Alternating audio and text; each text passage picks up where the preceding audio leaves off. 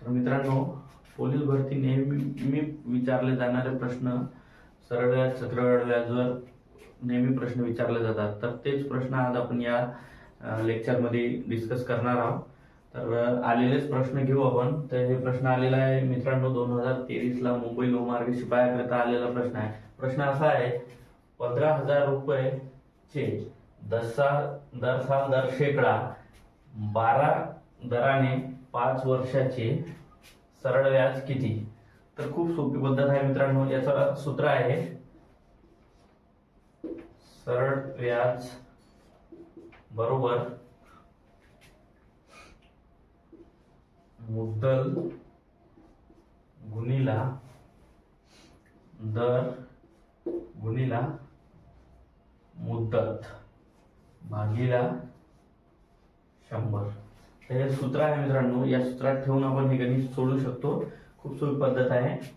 तर मित्रांनो, आपल्याला सरळ व्याज काढायचं आहे. आता इथे दिलेलं आहे आपल्याला मुद्दल किती दिलेली आहे. मुद्दल दिलेली आहे त्यांनी आपल्याला 15,000 रुपये मुद्दल दिलेली आहे, गुणिला दर दिलेला आहे त्यांनी आपल्याला 12, म्हणजे व्याजाचा जो दर आहे ते 12 आहे, गुणिला मुदत दिलेली आहे आपल्याला त्यांनी 5 वर्ष, हे 5 आणि भागिला 100.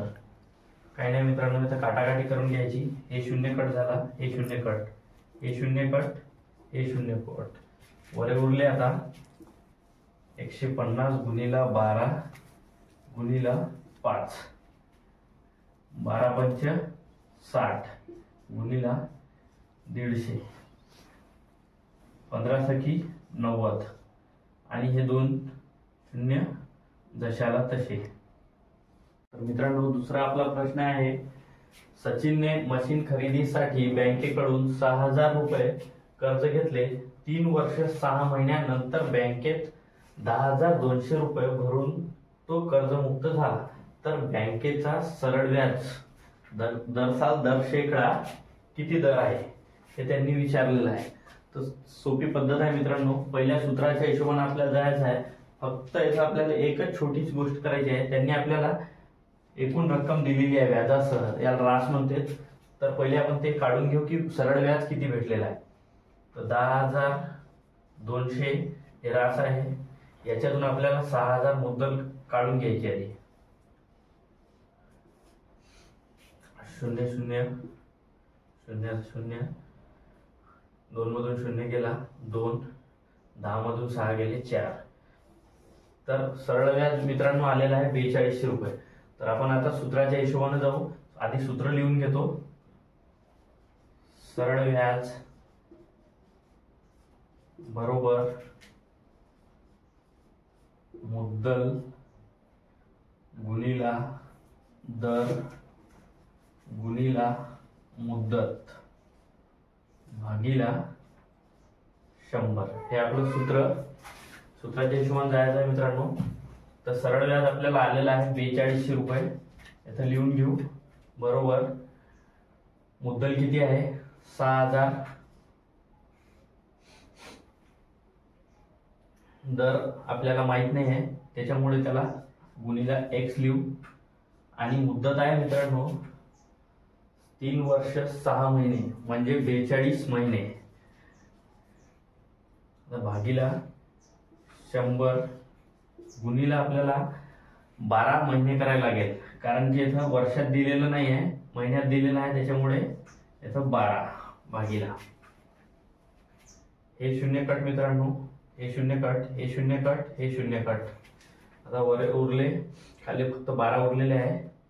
12 1 12, 12 पंच 60, वरे आहे 5 गुणिला x गुणिला 42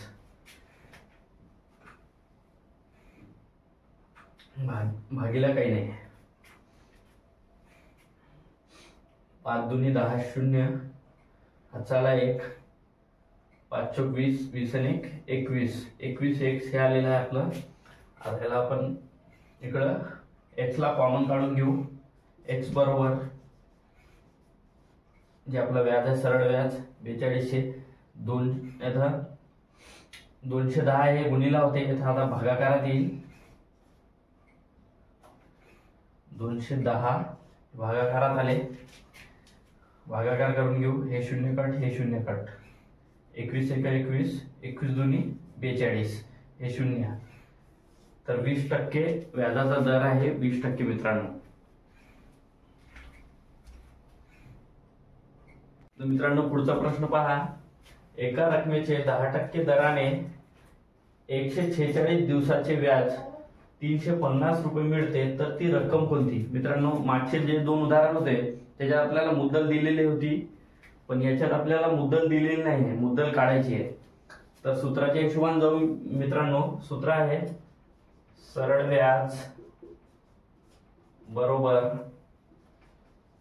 मुद्दल गुणिला दर गुणिला मुद्दत भागीला 100. किमती आता ठेवू मित्रांनो. सरळ व्याज आपल्याला मिळालेलं आहे 350 बरोबर मुद्दल आपल्याला माहित नाही म्हणून x लिहू मुद्दलच्या ठिकाणी, गुणिला दर आपल्याला दिलेला आहे 10%, 10 गुणिला मुद्दत दिलेली आहे 146 दिवसाची मुद्दत दिलेली आहे, भागिले 100.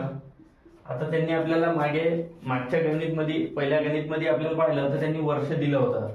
त्याच्यानंतरच्या गणितमध्ये आपल्याला त्यांनी महिने दिलते. या गणितमध्ये आपल्याला दिलेले आहे त्यांनी दिवस. तर दिवस दिलेले आहे, तर वर्षाचे दिवस होते 365, त्याच्यामुळे भागीला 365. तर सूत्रात किमती ठेवल्या मित्रांनो. आता आपल्याला बस भागाकार करायचा आहे. याला 5चा भाग देऊ. 5 दुनी 10,